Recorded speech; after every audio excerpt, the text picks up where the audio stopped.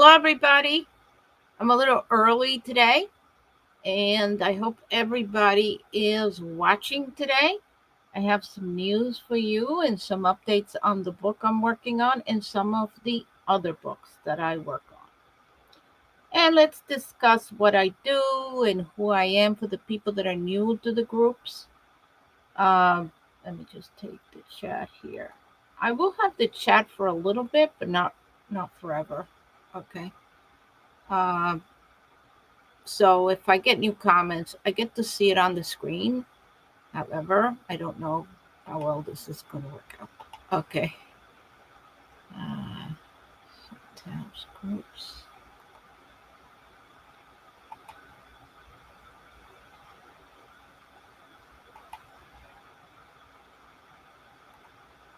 Okay. So for the people that are new to the group, I am broadcasting to several channels. I'm broadcasting to my own stream on the Liddy Yellow Pinto. I'm also broadcasting to the new group, Save the Humpback Whales from Windmills, which is brand new and it's growing quite well. And at the same time, I'm broadcasting to my publishing house, which is Cloverleaf Publications. So we have some great news about the trolls. As you know, I've been engaging on a Don Quixote battle to slay the trolls for the windmills. And yeah, I am Don Quixote, reincarnated. And, this book, as simple as it looks to you, it's a mourning of our whales, a tribute to all the dead whales. It's got poems, it's got stories about baby whales, it's got everything, it's got data. It also has two sides of every story. The pro wind people saying that it wasn't the windmills that did it, and the activists saying it was the windmills that did it. So for every whale, I showed the two sides of the story. And you can decide which one you side with. But for my group, I know which side you're siding with. Okay. Um, so it's going to be a few minutes before the time that I announced, which was 7:30. And it's been kind of an exciting week for me because For some reason, somebody has paid for trolling, because the people that have been trolling me are not amateurs. These are people that know exactly what to say on a troll post. I took some of their posts, which were huge. They post huge posts, things.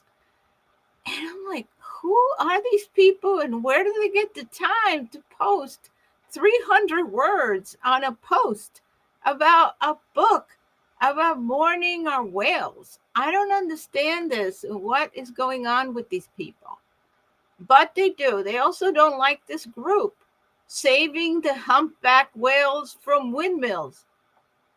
I really cannot even begin to fathom what kind of people see this group with all these dead whales in the picture, all these windmills in the back, and they come in and they put laughing emojis on it.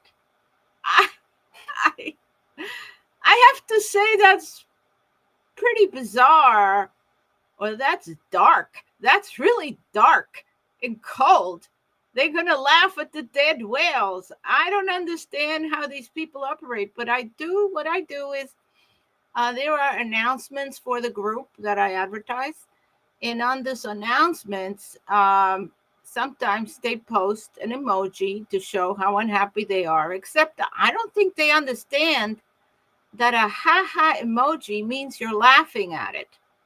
I don't know if these trolls are Americans or they could be Chinese or Russian, because as I posted in my group, there is a whole set of campaigns to astroturf the green energy power from windmills. And that has intensified since Mr. Trump, or President Trump, is now going to be inaugurated, and he will be president as of January 20th, I think. And I posted that he said on a news program that he was going to end the subsidies for the windmills. Now, let me explain to you how important this statement he made is. For every $1 billion windmill project that's out there, and there are many, this means that they're going to lose all their jobs. They're not going to be able to build these things without a subsidy, because the subsidy amounts to 30% of the total project. That's no small amount. That means they're not going to have any kind of profit, because generally profit is about 30%. So the one, for example, that we're getting here at Atlantic Shores, which I just put in my public comment for, by Mr. Murphy, or Governor Murphy, those people are very worried, because while the New Jersey state is all Democrat, the subsidies are coming from the federal government. And so without that money, if that Trump just cuts off the money, he's hiring Elon Musk to do the cutting. The man he's got no soul. He'll do it, uh, um, they'll just cut the subsidies. That means they're not getting a check, even though they might have had an agreement that they were going to do this. And when they got done, they were going to get a check. They're not getting a check. So who's going to pay for these windmills? In addition to that, as things start changing in the local governments, more and more anti-wind people are going to be in there. And anti-wind, there's not just Republicans, as you might think. Anti-wind could be any number of environmentalists, could be Democrat or Republican. Any number of people who are independents. The independents are a big group, and they will not be in favor of the wind, generally. And a lot of the people that are pro-wind are the people like the teachers and the ones that are real Democrats, that have always been Democrat, and they'll go along with whatever seems whatever narrative the Democrats put out, no matter how bizarre it might be. Okay. So, pretty much knowing the market, I could tell you that in New Jersey, we're having kind of a change, kind of a reset, and the Republicans may be much more in charge, but we also talking not just Republicans, we're talking independents and we're talking Democrats who don't want the whales harmed, who don't think this is the right green energy that we should be pursuing. First of all, is 4 times as expensive as windmills on the ground, on land. And it is too many subsidies. And with the subsidies being cut off, they're not going to be able to make a profit. So, what will happen if Mr. Trump decides, I'm sorry, President Trump decides to cut off all the subsidies to these incoming windmills? It's going to be disastrous for that industry. Of course, they're desperate and they're trolling me, thinking that I'm going to do something to their to to their business. I'm not. Um, what I am is an independent journalist. I research things scientifically. I go through and collect information and summarize it. I don't make up the stuff. I use AI to summarize the information. I go and grab information from local newspapers because they're the last vestige of true journalism left in this country. Everything else is unfortunately compromised. Everything else is managed by the narrative of whoever wants to push a certain agenda. It could be Democrats, but it could be other people. Okay. So, what I find is that many of the search engines are biased, and I do actual scientific tests to show that something is biased. I use AI and other tools to determine if the listings that they put out are biased. And that would actually detect the algorithm that they're using. And many of these search engines that are mainstream search engines, the ones that everybody uses, are going to be biased. So I have to uh, skip those and go to other lesser known but very good search engines. I mean, a lot of people don't realize that there are many, many, many search engines out there, including foreign ones, and they put out good information because it's basically a data aggregator. It goes around trolling, I don't know if I say so, or scraping the information on the internet throughout the internet, summarizing it, and listing it in some way that it can be searched. It's really an index. So a search engine is nothing out of this world. They existed years ago before Google started. And they have many of these and they're very good. They do probably as good a job or better than Google, except a lot of them are not politically compromised. They don't take money from groups in order to prioritize the search engine's data. Okay, so that's where I'm looking for. Now, as far as the local journalists are the people that first see that whale, other than the people who found the whale, that person who found the whale might call either the local police or the fire department, and someone will tell the newspaper that this happened, and the newspaper from the local organization in that town, because these are very small towns, will come over and take a picture, make a little report, find out anything they can find out about this whale from the people there. Now, if they want to do a necropsy, which is they have to figure out what killed this whale, well, they have to pay for it. I don't think they're all free. Okay, so they have to get a hold of an organization that has a necropsy group that can come in and figure out what's wrong with this, what happened to this whale. Well, In my database, as I take the data, I find out that at least something like 50% or less are actually evaluated to see what hit them. Less than 50%. The people that do the necropsy are very busy people and they don't get to every whale. So they'll pick and choose which whales they're going to report on. And of course, because they'll usually pick the ones that have been caught in a net or they think had been run over by a ship, uh, the ones that were not are usually just buried in the sand. And this I'm getting off from the articles. I don't, I read the articles and find out what happened to the whale. Sometimes they let it float out to sea and leave it there to decompose, which is a hazard to navigation. I don't know why they even do that because this thing is huge. And other times they simply bring in bulldozers and bury it deep in the sand and let it decompose by itself.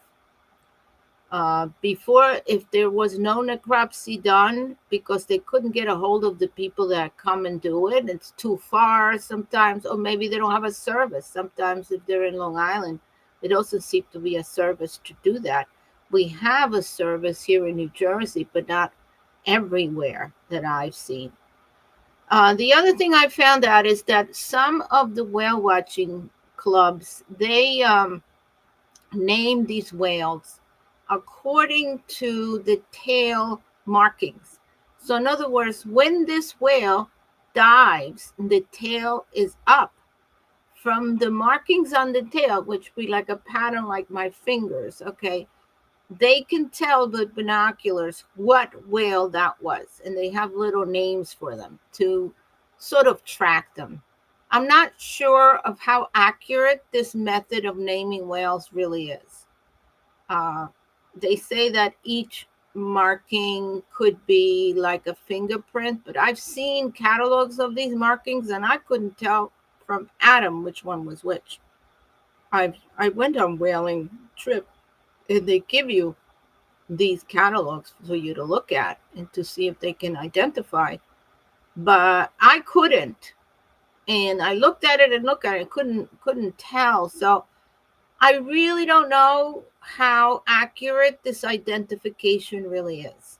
But when the whales die, if the whale has not had their tail bitten off by a shark, which will always be the case, other animals, once the whale passes away, they'll come in and start biting at it. And by the time it gets to shore, pieces of it are going to be gone. And they end up on shore, maybe not the whole whale, maybe it's just a piece of it.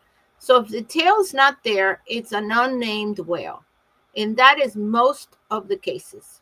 Most of the cases, there's no name because they couldn't match that whale to the original catalog that the whale watchers use. And I think there are several around. So I don't know. I'm not sure that all these names are cataloged in a database where they can really exchange information. And as I said, it takes a good eye to really determine what the name of that particular whale was from the tail.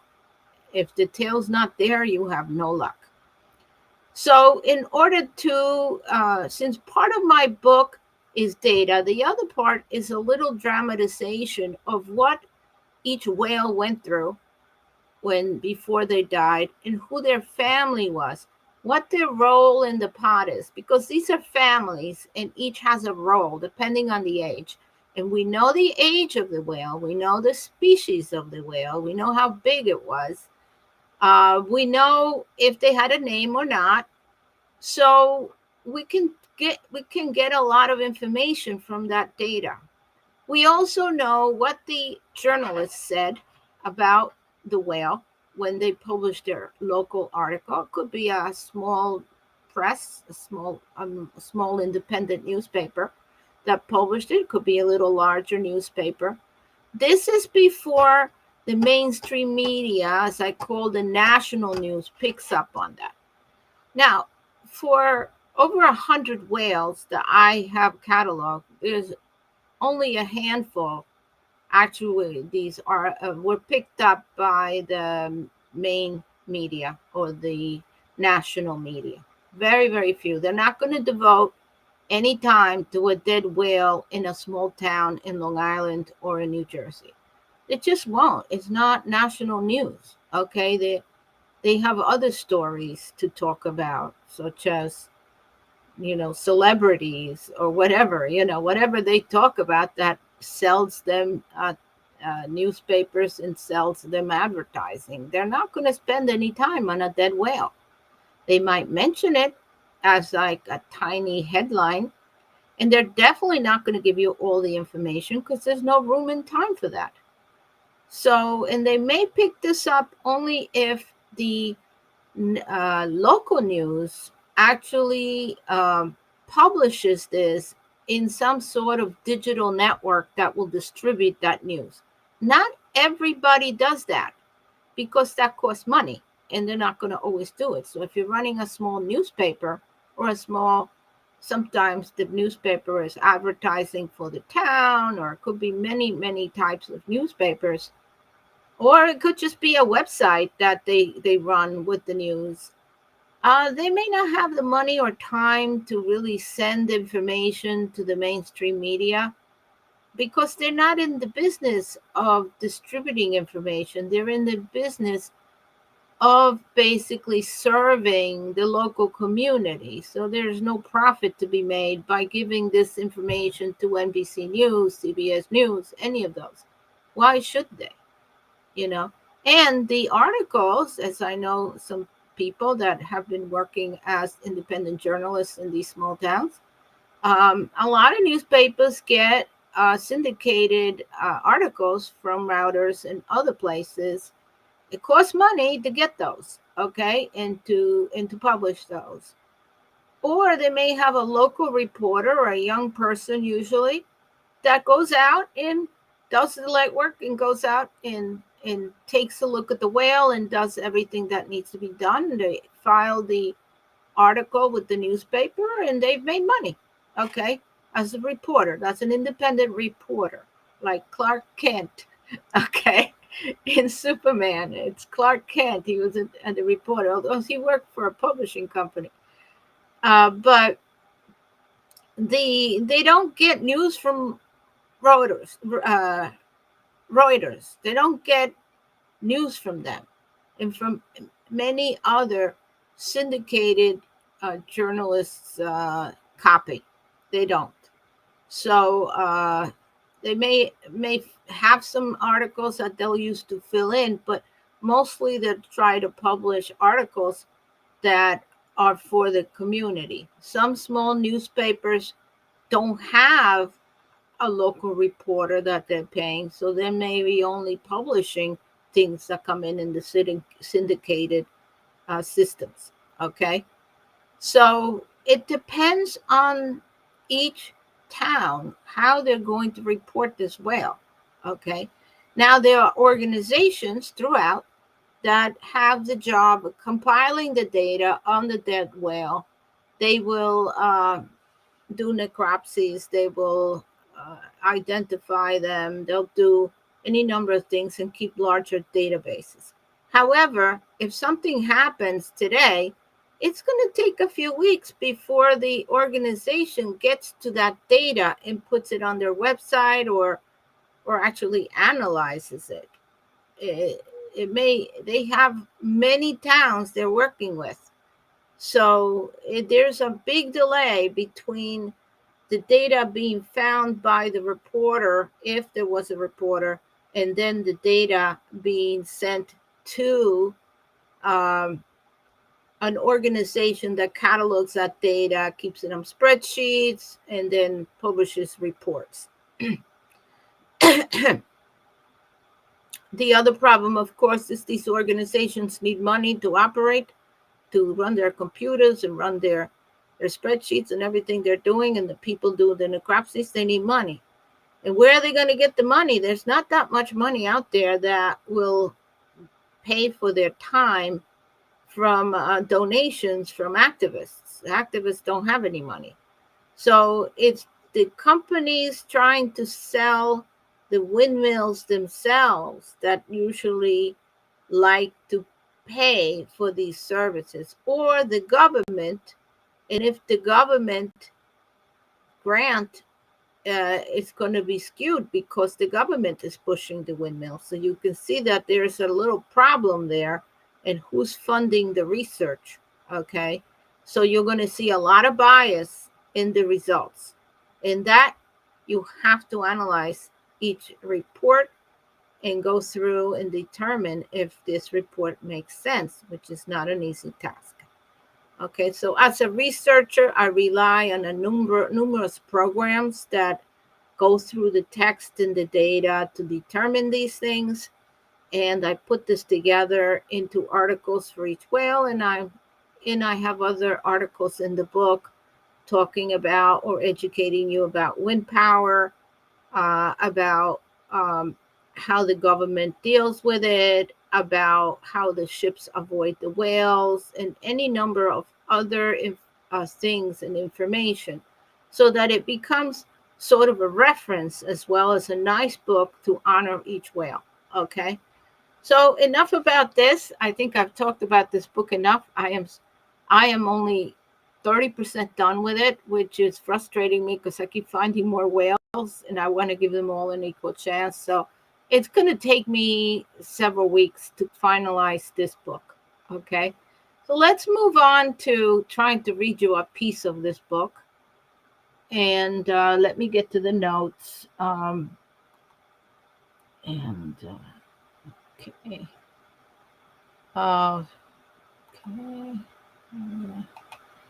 The whale's name is Echo. Okay.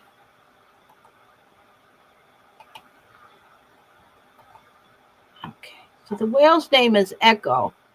And each whale has a name. And I describe the whale uh, based on the age of the whale. We know what kind of role they had in their pod because they are a social animal. They are an intelligent animal. They are a self-aware animal, which rates them very high on the intelligence scale. Any animal that is self-aware and recognizes themselves in a mirror is highly intelligent. I believe chimpanzees and maybe gorillas can determine that this is them in the mirror and not somebody else. I'm not sure, but I know whales can, and they've done tests about this and all of this. So, self aware whales, I don't know if that means that we should care more about the whales because they're self aware uh, instead of caring equally about the dolphins. Okay. So, um, I think that let me read to you this and read to you one of the chapters of many chapters in this book. Okay. Morning prayer for Echo. O gentle spirit of the open sea, your journey ended too soon, too silently, with calls unanswered and pathways unclear. You left behind a tale we must hear. May your memory guide our way to protect you, your kin, in oceans each day. Date of his death was November 7th, 2023. Type of whale was a humpback whale. Location in New York, New Jersey Bight. And from the nearest wind farm to this whale was 55 miles from the South Park wind farm. Okay. The age of this juvenile was 5 years old. Now, let me explain. A 5 year old whale is like a 5 year old child, okay, in the whale world. It's not an adult yet. They live about 80 years. So, this is quite a young animal. Um, Echo's story. Echo was a young and vibrant humpback whale just beginning to explore the vast ocean world. At 5 years old, she was at a critical stage of her development. learning the vital skills needed for survival, navigating the currents, finding food, and understanding the calls of her pod. Born in the southern breeding grounds, she had already made several migrations with her family to the rich feeding waters of the north. So it's important to know that they migrate several times. He might have migrated 5 times already. Okay, but the whales in the New York, New Jersey Bight, once haven for marine life, had become a treacherous environment.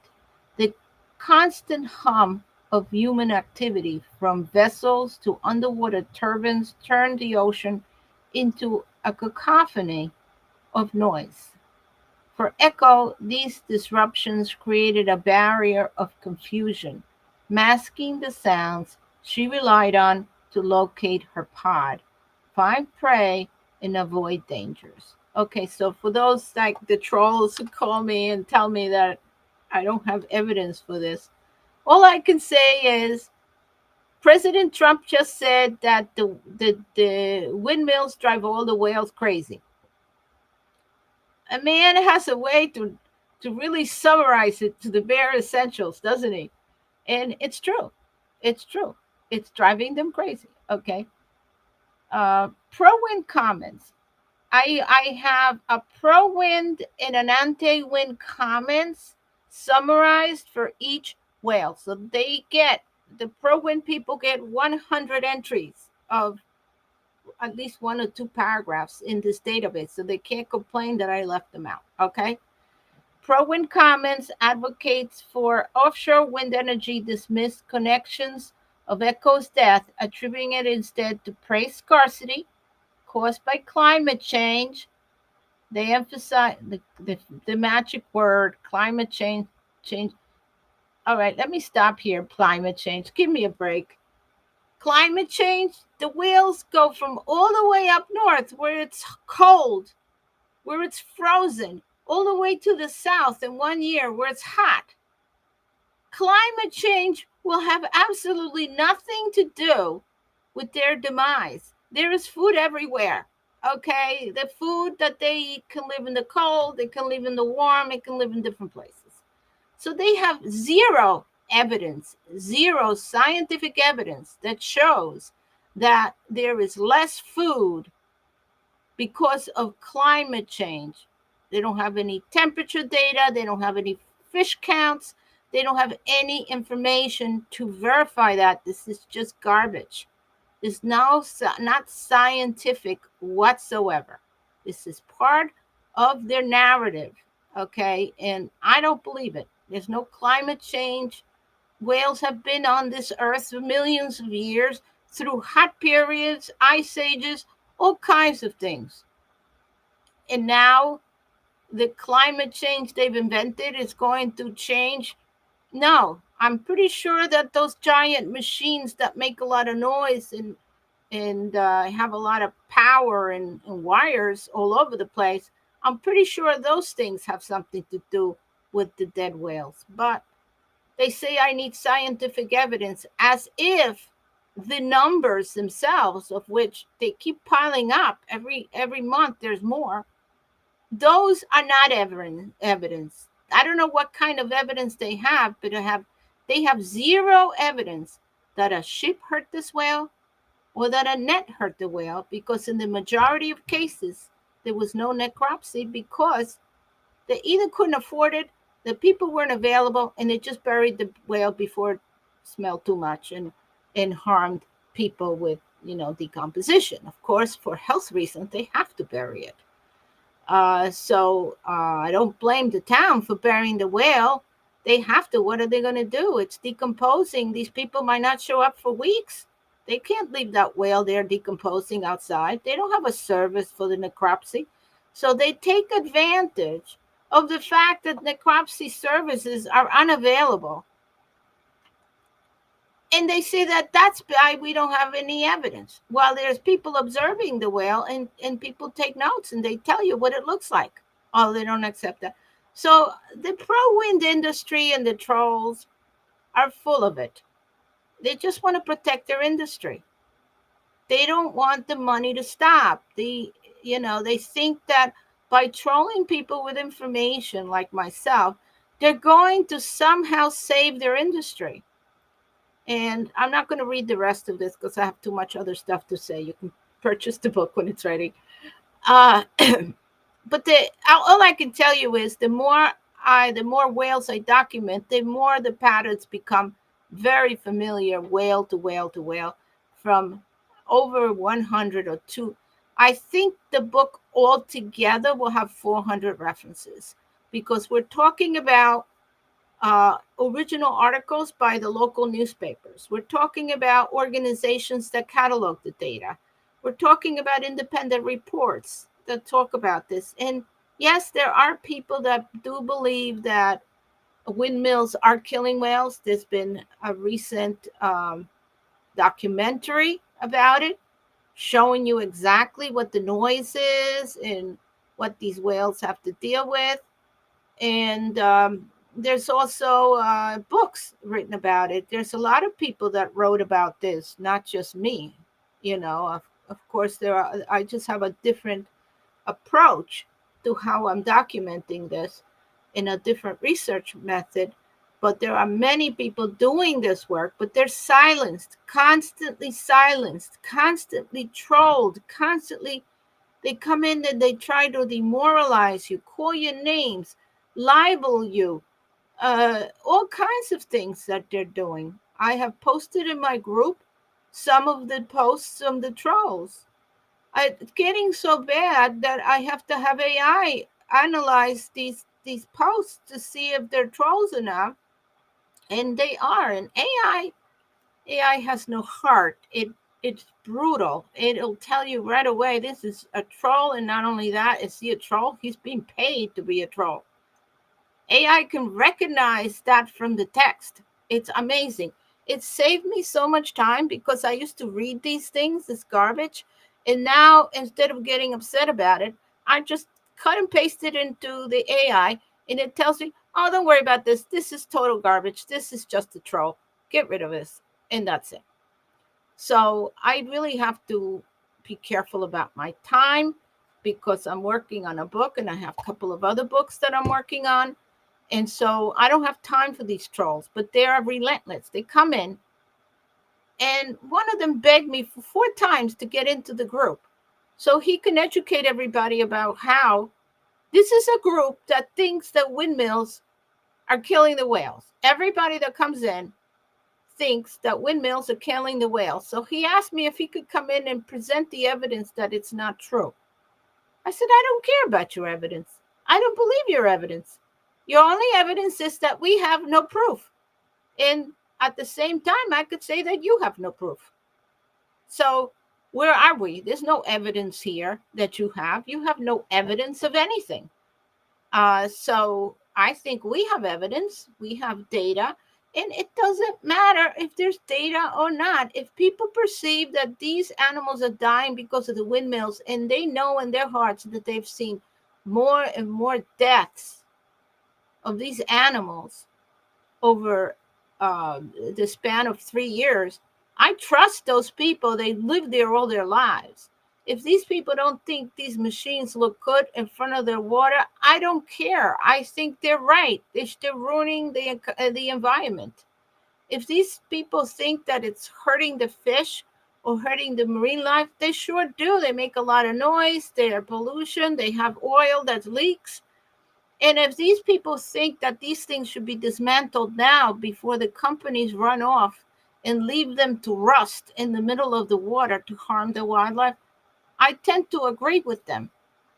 So I really don't care about the trolls' evidence when they come in with an attitude of dismissing what we stand for, dismissing our evidence, and also insult me. He came in with an insulting approach, which AI identified, and then he asked me if he could join my group, please. I said, no, you're being nasty. Go away. Come in with a better attitude. Maybe you can come in, but with this attitude of yours, I don't think you're coming in.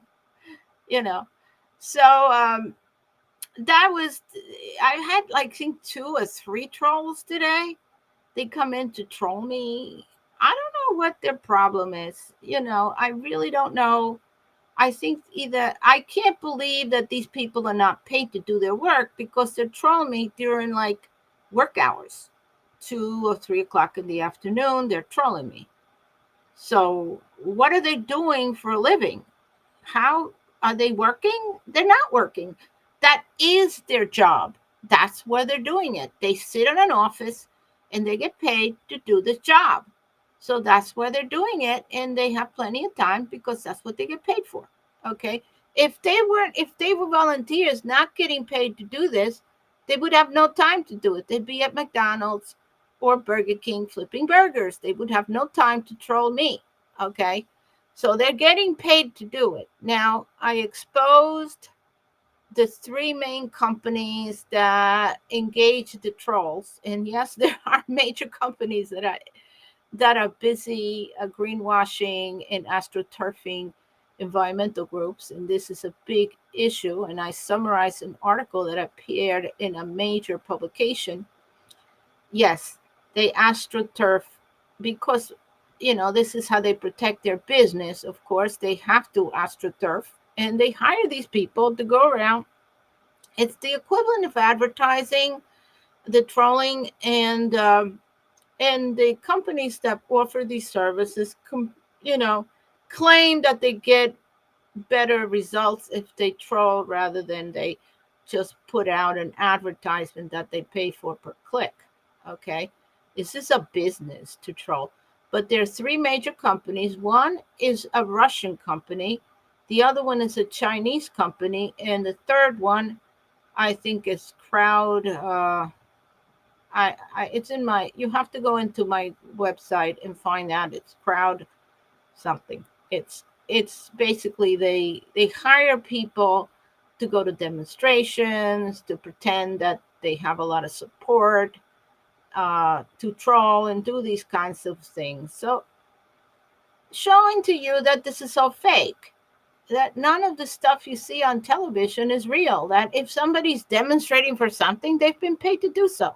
And the company advertises this, and you can go and buy yourself 100 people to show up if you want to. If you have enough money, whatever money you have, you can show up and demand 1,000 people, and they have a network, and they'll travel there, and they'll each get paid for showing up. It's a very simple system. You make money that way. You might want to sign up. Okay. Uh, so it's all fake. All of this stuff that you see on the news, all this, it's fake. There are companies that are paid to change narratives by advertising, by trolling, by showing up at demonstrations. And the government is trying to do something about it, but so far it hasn't gotten anywhere because they use these services themselves when they run for elections. Okay. So, yeah, we do have these trolling companies, and I pretty much have identified them. And when they call me, I go, "How's it going at that company where you work for? Uh, you know, uh, how much money are they spending on me, on trolling me? I mean, I know they get paid a lot for each of these posts, a couple $100, I think." I said, "How do you think my book is that important that they're spending money on trolling me? I don't understand." So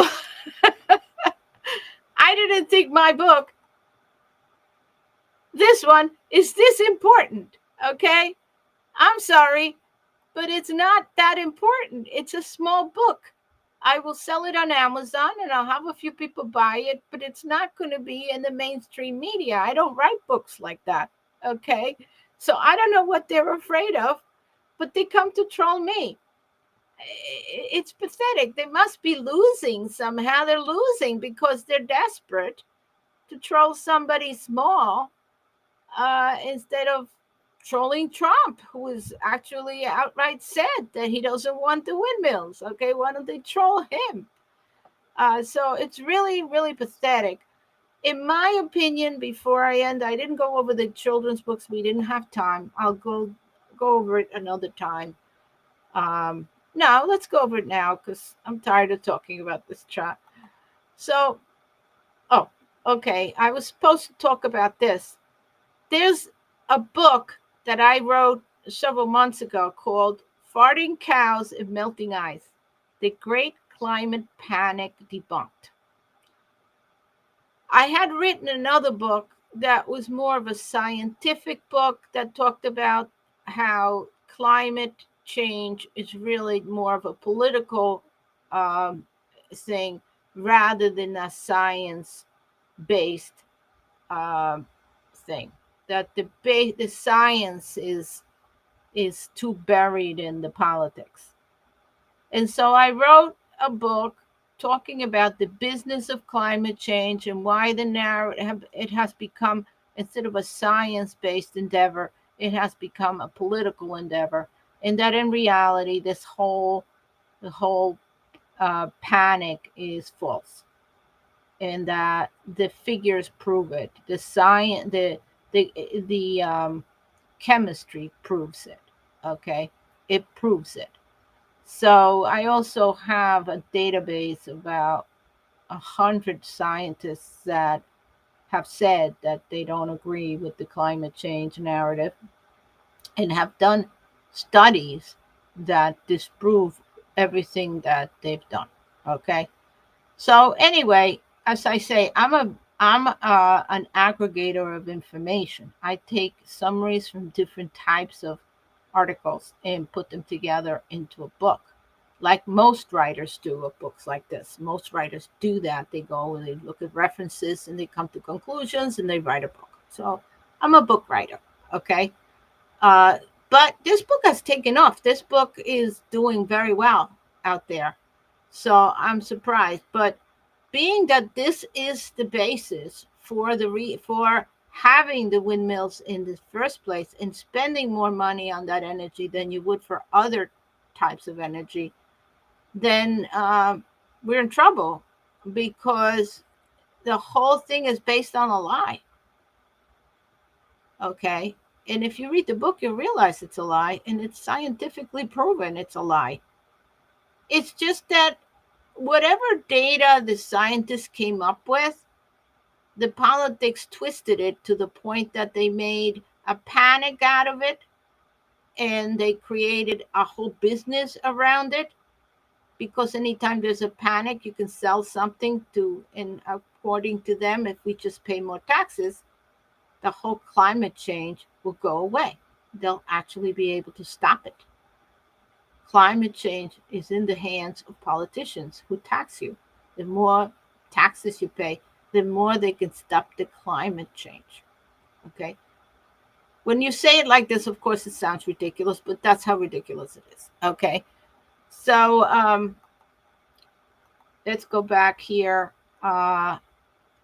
Okay. So I'm going to try to go to the children's books.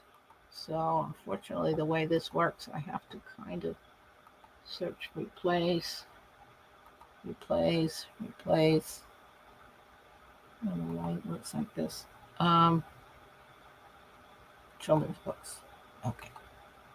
So let's quickly go through the children's books. Okay. As you know, I own a publishing company called Cloverleaf Publications. I've had this for a long time. I had changed the name a while back because of a conflict with another publishing company, from Greenleaf Publications to Cloverleaf Publications. Okay. And I've been writing, I've been expanding my list of children's books, and some of my bestsellers uh, are this little guy here, um, Lily the Worry Monster is one of them, and this guy, The Worry Monster: A Story About Childhood Anxiety.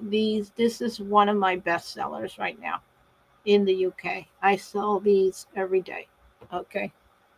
It's about anxiety, and kids do have a lot of anxiety. And how to address that. Okay. This other book is also fairly popular. This is Licorice Adventures. This is my dog. And it talks about the wildlife in my little neighborhood. We have a little small a small forest in the back of our neighborhood. It's about 5 acres. It's very small, but it has so many wild animals you wouldn't believe. And this is a story about my dog exploring the wildlife. Fictional story. He never escaped to the forest, but I made believe he did. And the cat that he meets. And it's a very cute story. It's very localized. It's about Little Lake Harbor, Osborne Island.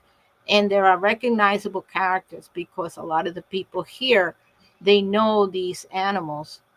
They see them. They have names for them. This is how close the people living in an area like this become to the actual wild animals that live there. We know them by name. Okay, we know who's who, and we cherish these animals. So this is another book that is very popular. This one here, Licorice's Big Adventure Dawn Patrol at Graveling Point Beach, Little Lake Harbor, New Jersey, talks about the amazing cats of Little Lake Harbor. These are the condos. These are the dogs. This is a cute story, and it's really local, but it actually sells overseas, believe it or not. And this one also, it talks about Rutgers University and the wildlife over there, the wildlife that we're trying to protect. I'm not just trying to protect whales. Uh, each group protects a different animal. And this is one of my favorites, Leah and Spotty, the heartwarming rescue of a seal by a budding marine biologist, a paperback. And this is about a young girl who becomes attached to an animal. She volunteers at a rescue center and she meets Spotty, this little spotted seal, and she plays with him and she plays ball with it, and she helps him heal and wants to take him home and put him in the bathtub, as most kids would, wouldn't they? So, yeah, so that's what happens. And, well, if that's what happens, and kids become very attached to these animals. And in this, the picture in the front is Leah crying because she has to let go of her little puppy, her little spotted seal, which is like a puppy. They're really puppies. They're absolutely gorgeous and cute and everything and cuddly. Okay. These animals, the spotted seals, are also part of the New Jersey wildlife. And I am studying to see if these animals are getting and are being harmed by the um, windmills. I know of many dolphins that have been harmed by windmills and other things. The fact that we have a lot of boats, a lot of recreational boats, and we see a lot of dead dolphins. So I am also studying the health effects of the nearby windmills on humans because people have reported that they get earaches, their dogs get seizures, all kinds of things that I didn't know about. So the next book is going to study that to see if people have been reporting these things and if they're being dismissed because of the wind industry. So, of course, one of the big books that I'm going to be writing after this one is going to be on astroturfing, because as we explained, the narrative has been manipulated by industry and in the woke movement, uh, pushing out the garbage. And um, let me explain what happened to me today so you know, okay? So you know what happened, all right? Today, I was told by a troll that I was spreading this information. Have you heard that term before? I'm sure you have. And I said to him, "Oh, so you're a fascist." Because we were chatting. I said, "You're a fascist. So who do you work for, Russia or China?" I said, "Because you know that term is fascist term, right?" He says, "No, it's not." I said, "Yeah, when you say to somebody you're spreading disinformation, what you're saying is that you want to limit their freedom of speech and freedom of the press. And you want to ban my book because I'm saying something different than what your narrative is." So in America, I explained to him, We have freedom of the press. That means I can publish this book and I can say whatever I want in the book. And if it's not disinformation, it's information. And you can decide to do whatever you want with it. As long as you pay for it, you can do what you want with it. Lots of people publish all kinds of books, and they are information or disinformation. Whatever whatever side you're in, if they're information or disinformation. But disinformation is a fascist term. It's a term invented by the media to restrict our freedoms of speech and freedom of the press. What I am doing is independent journalism. Nobody has the right to come in and tell me I'm spreading disinformation. Nobody has that right because this is America. I live in America. If I wanted to live in Russia, I would be in Russia, but I'm not there. I would be in China. I'm not there because here I can publish my book and they can't do anything about it. They can, of course, troll me and spread lies about me and try to ruin my life and distract me, but they're not going to stop me from publishing the book. I will be publishing the book. And if they don't let me publish it, I'll give it away. There's nothing they can do. So they should really stop bothering me because they're not going to win. I've decided that I'm not going to let them win. And I'm going to publish this beautiful book. It's really a beautiful, beautiful book. You're going to love it. You're going to love the stories about the whales. You're going to see them like you do your dog, like you do animals that you love. You'll see that they're real animals that have families, that have intelligence, that they deserve better than what this wind industry is giving them. Better. And the lies and the that are being told are so blatant. And even the trolls are just kind of taking their masks off and showing who they really are. That it's criminal. I think it's criminal what's happening to the whales. I think these companies that have installed these, because there are international regulations to protect whales, and none of these companies that installed these things quickly because they were getting the 30% money from the government really followed the rules or cared about international law. They didn't do enough studies. They didn't do enough research. Their permits were rushed through, and now the whales are dying. Maybe if they had done things right and they had put these windmills in areas where these whales did not regularly travel for their yearly migrations, maybe it would have been okay. But because they didn't do any research, and I'm not saying they didn't do any research because I don't know. I downloaded the proposal from Atlantic Shores. I sent Mr. Murphy my opinion. I didn't trust my own interpretation, so I fed the whole thing to AI. And AI read it and said it was a piece of garbage. Okay? That's what AI says, that it's missing information.